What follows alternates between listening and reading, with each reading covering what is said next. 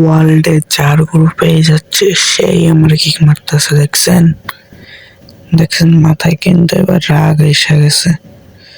এবার একটা না একটা মাইনাস খাওয়াইতেই হবে, নাইলে আর রক্ষা নেই। এবার একটা মেসেজ চলে আসছি, ওদের আজকে মাইনাস খাওয়াই ছাড়বো। আমার যত মাইনাস হোক হোক, ওদের মাইনাস না খাওয়াই আমি যাইতাছি না। এই দেখছেন সবাই গ্র্যান্ড মাস্টারের 2টা আছে, আর আমাদের হিরোইকের জোন পুশ না দিলে কিক মারানো, ওদের মাইনাস খাওয়াইয়া ভইরা দিব। আমার বকা দেবে দেবে, কোনো চিন্তা করে না। জোন পুশের উদ্দেশ্যে আমি নেমে যাচ্ছি। এবার অবজারভেটরি সাইডে নেমে যাচ্ছি।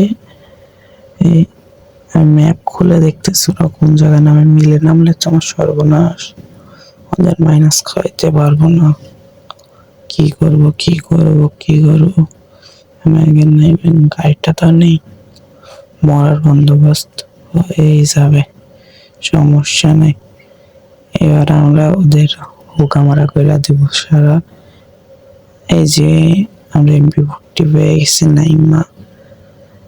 তো এই সামনে প্যারাফল মনে হচ্ছে, হ্যাঁ প্যারাফল। আমরা তো জন বুঝিতে আসি না, আমরা তো আসছি মাইনাস করাইতে।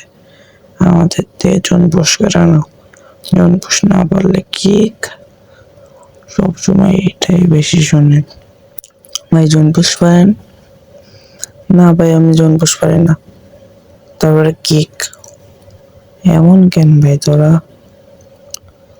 জন পুশ না বললেই কিক মারতে হবে? একটা গেছে।